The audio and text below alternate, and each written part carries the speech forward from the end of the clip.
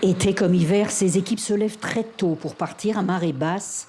Et ce qu'ils vont chercher à une demi-heure de bateau, c'est cette algue brune géante qui pousse dans les eaux australes.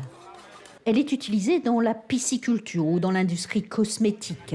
C'est l'une des plantes les plus braconnées du pays, mais ici, tout est fait pour la récolter de façon responsable.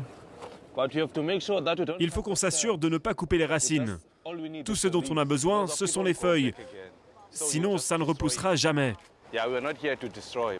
Il faut attendre plusieurs mois pour permettre à la plante de se régénérer et éviter de sacrifier d'autres espèces.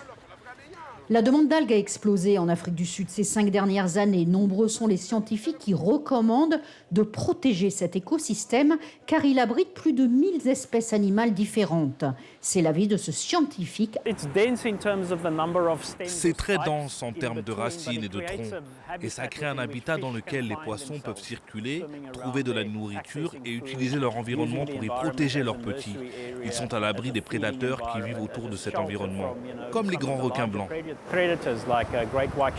Pour les touristes, plonger dans cette forêt est un vrai privilège. Il y a des gens du monde entier. Ils ont vu des images de ces forêts sous-marines dans des documentaires et ils veulent venir en faire l'expérience. Cette forêt sous-marine d'algues géantes est l'une des plus importantes au monde. Des côtes du Cap à celle de Namibie, elle s'étend sur plus de 1000 km de long.